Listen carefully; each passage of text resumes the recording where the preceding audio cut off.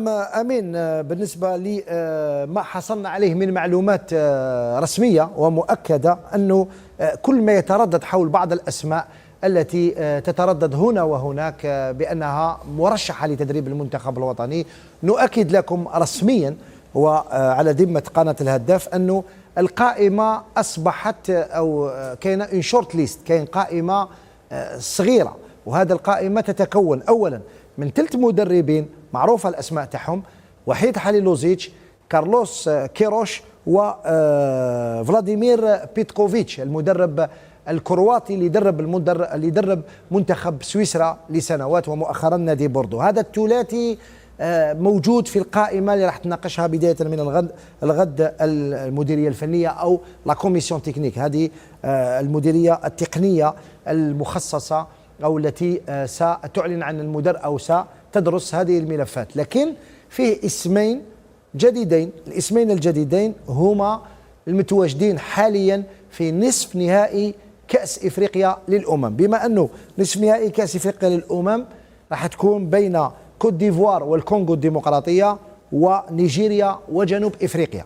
يعني الاسمين حسب معلوماتي هما كل من بروس مدرب جنوب إفريقيا، وأيضا المدرب الآخر هو المدرب بيسيرو المدرب البرتغالي مدرب نيجيريا الذي أعلن عن أنه سيغادر المنتخب النيجيري مهما كانت النتيجة حتى ويفوز بالتاج الإفريقي. إضافة إلى الثلاثي اللي ذكرناه الثنائي، هذا هم الأسماء ال5 المعنية حسب المعلومات التي استقتها الهداف من مصادر مؤكدة. علي بن شيخ، هل تعتقد أنه الأسماء هذه الاختيار منها واحد راح يكون صعب، خاصة أنه الوقت يداهمنا الآن، لأنه الجزائر مقبلة في شهر مارس على دورة ودية هنا بالجزائر؟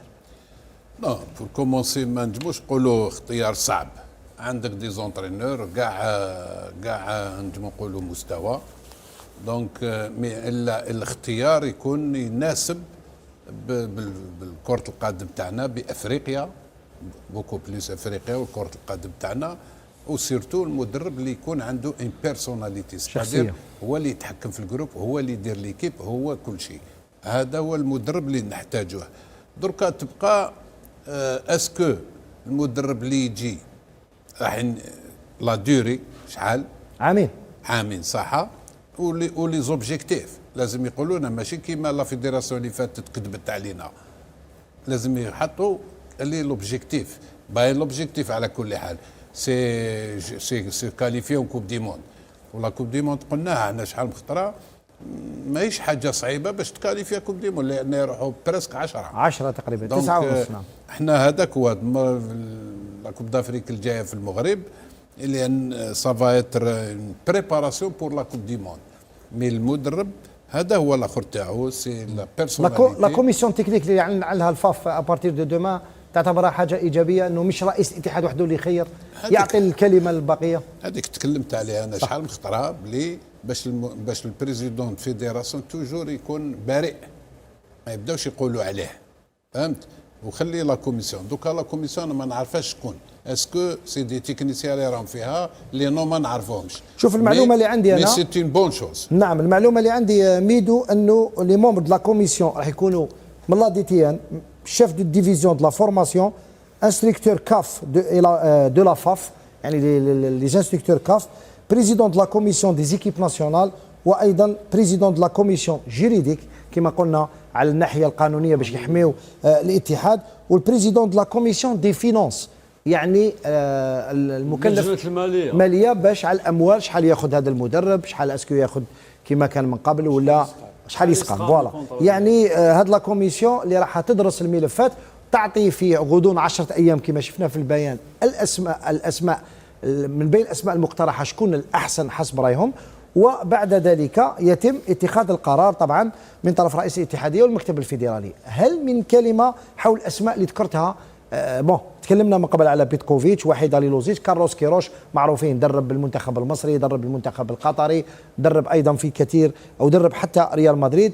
الباقي المدربين اللي راهم في نصف نهائي كاس افريقيا، ما يمكن ان تقول عن بيسيرو وايضا عن بروس غني عن تعريف. عمل في الجزائر. درب شباب القبائل، درب نصر حسين داي، بطل افريقيا مع منتخب الكاميرون سنه 2017، واليوم متواجد انا اشوفه في الصور تاعو. نعم نعم متواجد في الدور النصف النهائي كوبروس. المدرب بيسيرو ربما اللي بتدخل عند لي زالجيريان ماشي معروف بزاف، هو مدرب كبير عنده سي في كبير، درب سبورتينغ لشبونه. هذا الحق النصف النهائي درنا صورته اللي قبلها دو صابر مع الكونغو الديمقراطيه، ايضا هو نعم. في النصف النهائي، ولكن مستبعد هذا يعني نعم. درنا لي فوتو تاع اللي لحقوا الدومي فينال. نعم. بالعوده الى المدرب البرتغالي بيسيرو، درب سبورتينغ، درب بورتو، درب منتخب فنزويلا، منتخب السعوديه، درب ايضا اليوم يدرب المنتخب النيجيري، وعنده خبره في افريقيا قبل نيجيريا، سبق ان درب نادي الاهلي. لذلك اعتقد بانه ما يحققه ايضا مع المنتخب النيجيري في كاس افريقيا هذه يعطيك نظره على هذا المدرب اللي هو مدرب خبير وعنده سنوات كثيره، وسبق له ايضا ان كان مدرب مساعد في سنه 2004 2005 في نادي ريال مدريد. يعني لو سي في ديالو فريمون لور. هو يعني اعلن عن الانسحاب من تدريب منتخب نيجيريا بعد هذا الكاس. بعد نهايه الكاس تنتهي مغامرته. ارقامه مع منتخب نيجيريا تقريبا فاز ب9 مباريات، تعادل في 4 وانهزم في 7 مباريات. اليوم متواجد في النصف النهائي في كاس افريقيا هذه 5 مباريات، 4 انتصارات فيهم 0 بيتون كيسي، يعني 4 كلين شيت، وتعادل فقط في المباراه الاولى.